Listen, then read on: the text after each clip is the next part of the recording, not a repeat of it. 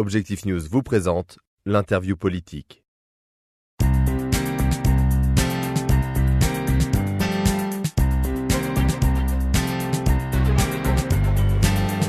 Bonjour à tous et bienvenue sur objectivenews.tv. Ici au Salon de l'Immobilier, je reçois aujourd'hui pour notre émission politique Objectif 2012 Sacha Briand.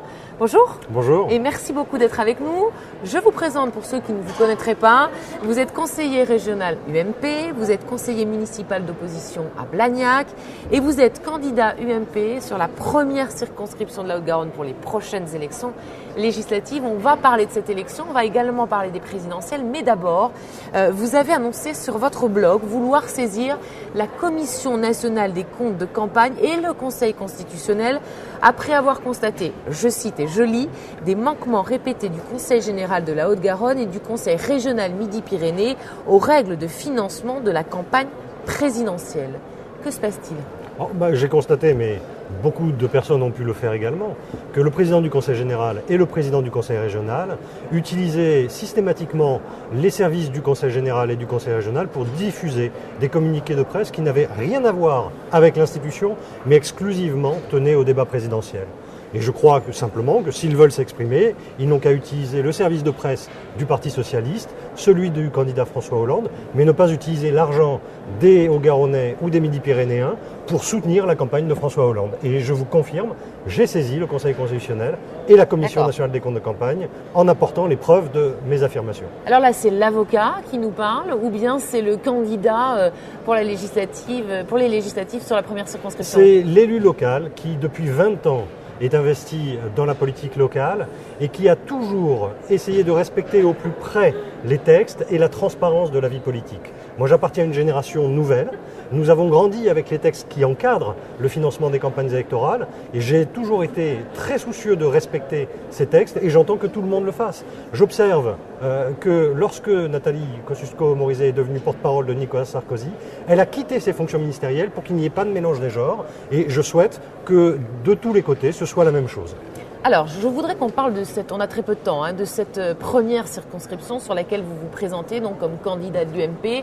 Vous aurez face à vous un certain nombre d'adversaires. Avant de parler de votre adversaire socialiste, donc votre adversaire principal, j'allais dire, je voudrais qu'on parle de Jean-Jacques Bolzan, qui va se présenter sur cette circonscription lui aussi. Il va porter les couleurs du Parti radical, le parti de Jean-Louis Borloo. Il vous fait peur ? Non, je crois qu'on est en démocratie, chacun peut se présenter, il n'y a aucune difficulté là-dessus. J'observe que depuis quelques semaines, le Parti chrétien-démocrate, le Nouveau Centre, CPNT ont apporté leur soutien à Nicolas Sarkozy. J'ai cru lire aujourd'hui dans la presse que Jean-Louis Borloo soutenait Nicolas Sarkozy et le Parti radical valoisien a un congrès ce week-end. Donc nous en saurons plus sur le positionnement du Parti radical. Et après, chacun se positionnera. Moi, j'appelle à l'unité et au rassemblement de la droite et du centre. Donc vous êtes en train de me dire que vous aimeriez que Jean-Jacques Bolzan rallie votre candidature et en tout cas ne se présente pas comme candidat contre vous ? Je ne sais pas s'il s'agit de rallier. Il s'agit tout simplement d'assurer le rassemblement de la droite et du centre. Je suis effectivement candidat investi par l'UMP. Manifestement, l'UMP est aujourd'hui la première formation politique de la droite et du centre. Et probablement que les candidatures que nous avons présentées sont celles qui ont le plus de chances d'aboutir à l'élection de députés. Nous avons besoin dans ce département d'avoir des députés de la droite et du centre. Tous les députés sont aujourd'hui socialistes. Je crois que c'est l'union et uniquement l'union qui peut nous permettre de remporter des victoires et de construire la reconquête de notre département. Alors, sur cette circonscription qui est symbolique, c'est la circonscription, ça a été en tout cas la circonscription de Dominique Baudis, puis de Philippe Douste-Blazy. Jean-Luc Moudenc l'a perdu lors des dernières élections face à Catherine Lemorton, qui est donc aujourd'hui la députée sortante de cette circonscription. Une députée populaire qui s'est faite remarquer à l'Assemblée.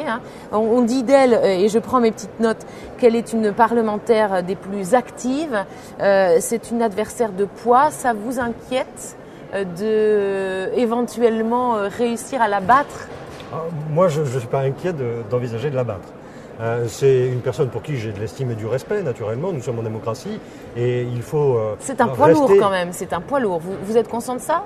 Est-ce que ça vous inquiète? Non, moi ça m'inquiète pas, je ne suis pas inquiet de ça. La problématique, ça n'est pas simplement l'adversaire. La problématique, c'est le projet que l'on porte. J'ai entendu sur votre plateau l'adversaire socialiste évoquer le fait qu'elle n'était pas une élue de territoire. Moi, je suis au contraire ancré dans ce territoire.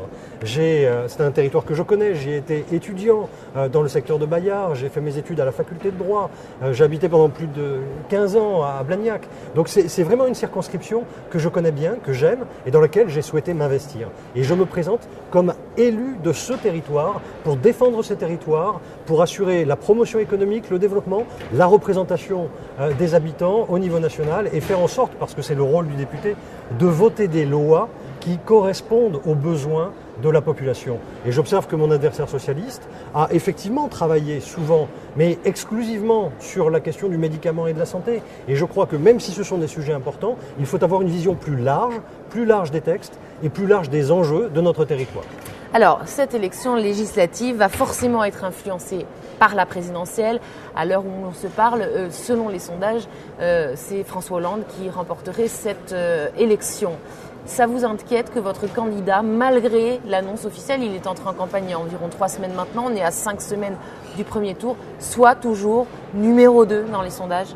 Vous savez, moi j'ai 42 ans, je suis encore relativement jeune, mais en même temps, j'ai près de 20 ans d'expérience politique.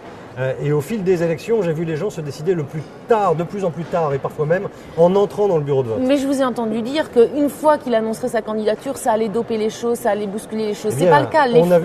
On a vu tout de même les sondages bouger. On a vu que sur les thèmes de campagne, les choses évoluaient et que les propositions de Nicolas Sarkozy avaient un certain nombre d'échos dans la population. Moi, je suis persuadé que c'est dans les toutes dernières semaines que les choses vont se jouer, lorsque les Français auront fait leur choix. Aujourd'hui, un Français sur 2 ne sait pas en réalité pour qui il va voter. Et je crois que dans la confrontation des idées, des projets, lorsque la réalité des propositions faites et le caractère, pardonnez-moi, mais le caractère extrêmement démagogique et très théorique des propositions de François Hollande vont apparaître et le contraste va effectivement rentrer sur le champ politique. Et je crois qu'à partir de ce moment-là, eh bien, les Français sauront que celui qui est capable de porter l'avenir de notre pays et de proposer les réformes nécessaires, les évolutions, c'est Nicolas Sarkozy. Moi, je suis frappé d'une chose, c'est que bien que m'intéressant vraiment à la question des présidentielles, lorsque j'essaye de me rappeler quelles sont les propositions fortes de François Hollande, je constate qu'il n'y en a aucune. Donc vous êtes confiant? Je reste confiant, absolument. Merci beaucoup, Sacha Briand. Merci, Priscilla Combe.